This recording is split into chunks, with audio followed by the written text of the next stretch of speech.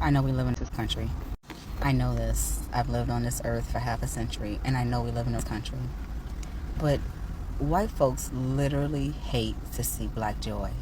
It's amazing how we could be minding our own business, and y'all mad. Y'all mad. Nobody's being hurt. No one is dying. Everyone's laughing and joyful. But as soon as you see that, it's a problem. And I bet it's because you don't think we deserve to be happy. You don't think that we deserve to have any happiness or joy in our lives because you've been trying your best to beat us down for a long time. And we're still here. And you're wondering why we're still here. And how dare we have the audacity to be happy. Hey guys, welcome back again to my channel. It's so good to have you. Thank you so much for clicking. When you saw this video, so in today's video, right, a lot of people are actually talking about the whole thing that is happening right now, the white fatigue, the black fatigue, how the white people have turned the whole time to now black fatigue without even understanding exactly what it is, right? And also how everything that is currently happening is because of the supremacists, okay, because they have a privilege, palm colored privilege, okay, and they are using it to find a way to suppress people of color in ways that they can, but all of a sudden they are not able to see them talk about it. Nobody's coming out to protest. Nobody's coming on the street. Okay, they are so shocked that nobody is answering to whatever thing they are doing. Everybody is calm. No matter how you try to talk about it or try to oppress them, they find a way to just rest.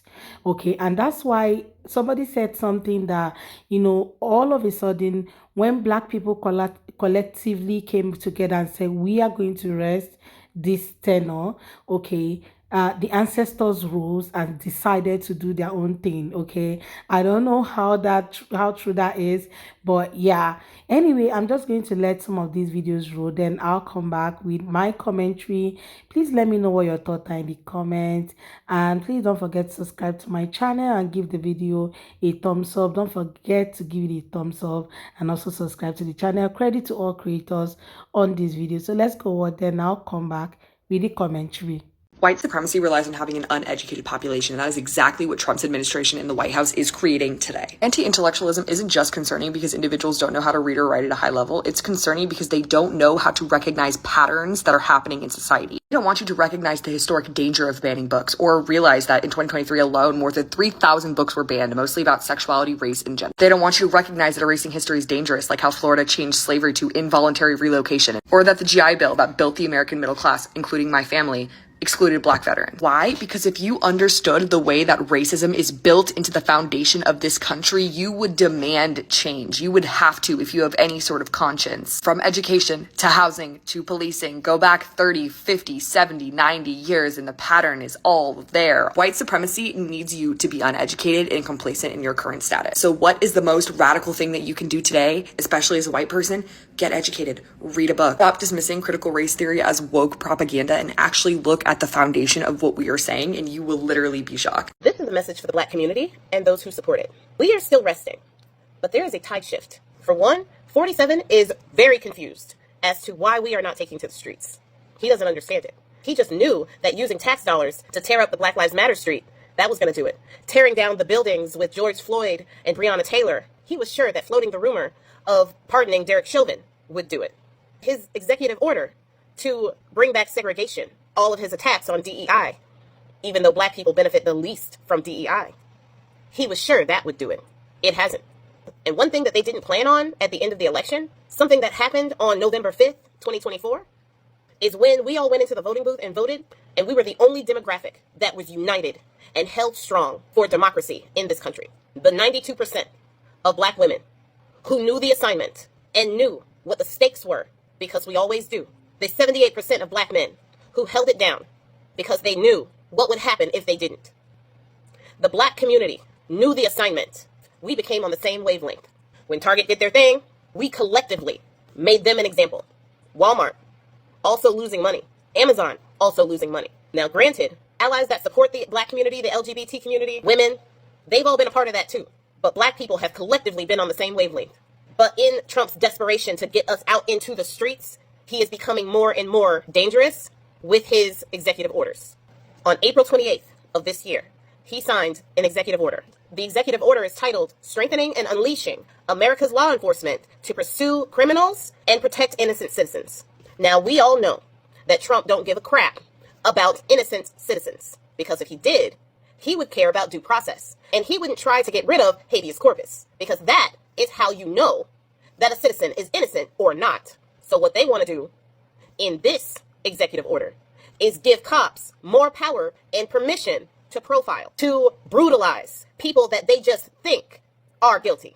That means us. He is trying to create another George Floyd, another situation that will get us into the streets. I say this so that we all can be cautious and we can all see and know what he is trying to do.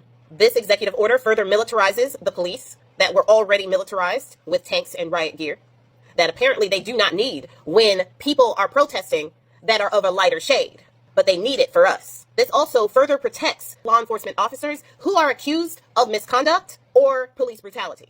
Protects them because we know that they need to make it home to their families, but you don't need to make it home to yours. They fear for their life, even though they're the ones holding the weapon and pointing it at your back. This executive order also does something that we have already seen. This executive order threatens state and local officials who discriminate by enacting diversity, equity, and inclusion initiatives. If state and local officials are being inclusive, advocating for diversity and equity, they can be charged with discrimination charges. Now, Trump's DOJ's Civil Rights Department, who have defended the civil rights of people for 70 years now, they are no longer defending the rights of black and brown people, LGBT people, women, all of those people who are usually discriminated against. They are no longer going to be representing them. So if you have an issue of discrimination, the DOJ will no longer represent you because of discrimination. Make it make sense. They will now be focusing their attention on discrimination against white Christian people because they are the most discriminated group by far. Yeah. Now, I say all this to say there's a tide shifting. Even though black people are resting, we are focusing in on our communities, our black-owned businesses, our children, our education, all of that. Yes, we need to continue doing all of that. I have seen a shift in the boldness of these racist people. Neo-Yahtzee rallies and marches up there in Kansas City. YT women calling little autistic black children the N-word, getting $750,000 for that. But then there have been videos of black people letting those racist people know who think we are going back to the 1930s during the times that we were hanging in trees, that they were having picnics with us as the main course. Times where they could tell us which swimming pools to swim at, which water fountains to go to, where to sit on the bus. Alabama today is trying to resegregate its schools. Problem is, black people like me were born into freedom. It's going to be real hard to put that genie back in the box. So even though black people are resting, we're not going back to 1930. We are a different breed. But I say, be cautious, because 47 has already started putting things in place, specifically for us, because he wants us to protest. And when we protest, he will enact martial law. And he already has the orders in place to do that. We need to know the enemy that we are fighting. So what do? Stay out of the street. Do not protest, no matter what happens. What we will do is we will continue to organize and protest with our wallets, cheer on our allies who are out in the street, strengthen the black community, and to be there for each other. We will continue to support black-owned business with our wallets and our presence. We will continue to be united as we were on the 5th of November 2024 when we tried to save this country. We will continue to do what we do best, thrive in our excellence, even during the hardest times. Love y'all. I don't usually say this, but share this video to somebody that you think needs to hear it. White people attempting to rebrand white rage by co-opting the term black fatigue as though it's a phenomenon they actually experience but only recently found the language to talk about is both dystopianly weird and tragically on brand. The copying, the whitewashing, the centering themselves by playing victim. But what's ironically telling about it is that the concept of racial battle fatigue is not new. It's been around for decades, and the term black fatigue has been used by black people for quite a while. Mary Frances Winters wrote a book that came out in 2020 titled Black Fatigue, and it describes the mental, emotional, and physical exhaustion that black people experience because of systemic racism. Now, notice how black people didn't call that white fatigue, because the purpose is not to assign blame in order to justify bad behavior. It is called black fatigue because it is a harm that black people experience, and so their focus is on addressing and combating that harm. Whereas when white people talk about experiencing black fatigue, they are not talking about a harm that they experience because of black people or anybody else. They are literally telling on their own inability to live in society with black people. And that's not new either. That's a pathology that has existed for hundreds of years, but call it what it is, white rage. We all know slavery was a horrific institution, but did you know that some companies and individuals quietly made fortunes from it? Let's uncover these lesser-known profiteers who cashed in big time. You ever heard of Aetna? Today, they're a massive insurance company, but back in the 19th century, they made money by insuring enslaved people. Slave owners took out policy on their slaves, and Aetna would pay out if the enslaved person died. In 2002, Aetna acknowledged this dark part of their history and issued an apology. Next up, we have Bolton, Dickens and Company. It was a firm that operated in the mid-1800s, specializing in the buying and selling of enslaved people. They had offices in multiple cities, including New Orleans and St. Louis, and were known for their extensive operations in the slave trade. At their peak, the Bolton family had amassed a net worth of $2 million, a massive sum at the time, all built on the backs of enslaved individuals. You should look them up. And then we have Lloyd's of London, now a leading insurance market. But it got to start by insuring slave ships. They provided policies for ships transporting enslaved Africans, profiting from the voyages that brought human beings into bondage. In recent years, Lloyd's has acknowledged this part of their history and expressed immense regret. Apologies. These stories aren't just uncomfortable footnotes. They highlight how deeply slavery is woven into the fabric of modern institutions. Recognizing this history is a crucial step in understanding and addressing the lasting impacts of slavery today.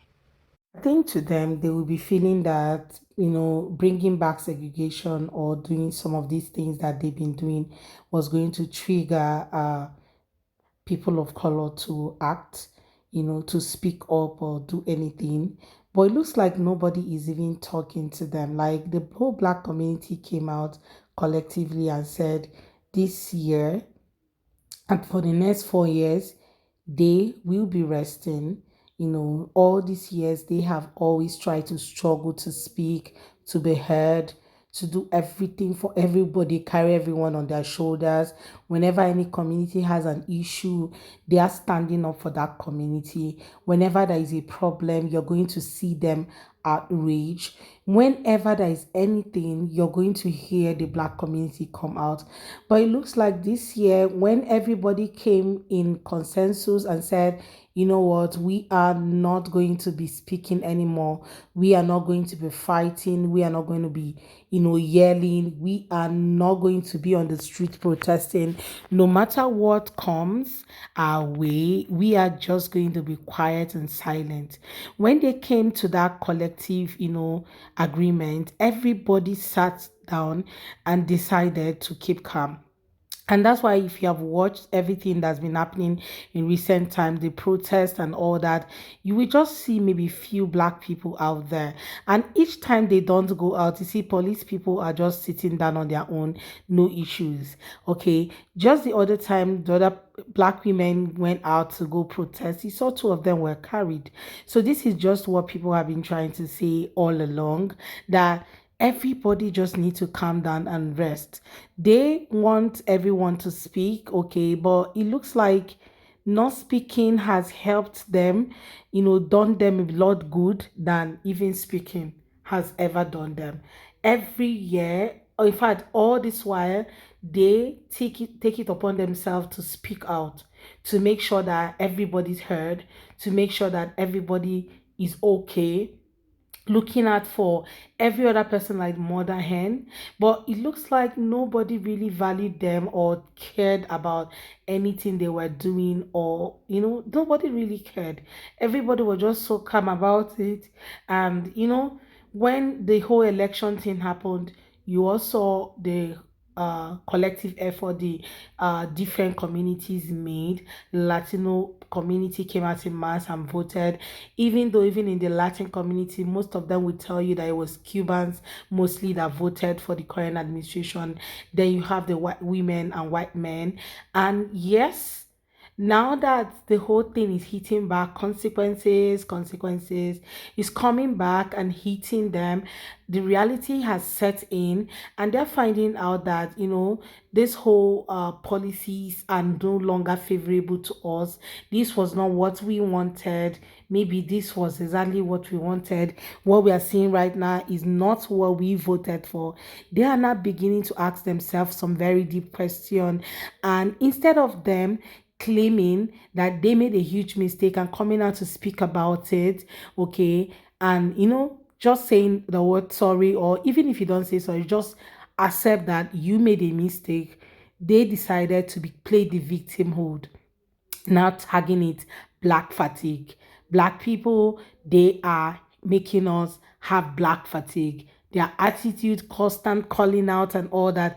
And you will just wonder, at what point are they calling out these people right now? Because everybody has moved on. Nobody's looking at them anymore. They just want to incite you to speak. Anyway, guys, I will love to hear from you what you think about today's episode and how black fatigue has been trending on the internet. What's your take about this? Let me hear your view in the comment section. I would really love to read from you. Please consider subscribing to my channel if you have not already. Go ahead and hit that subscribe button, and don't forget to give the video a thumbs up so that more people can see it. Okay, and I look forward to seeing you all on my next video. Thank you, guys. Bye.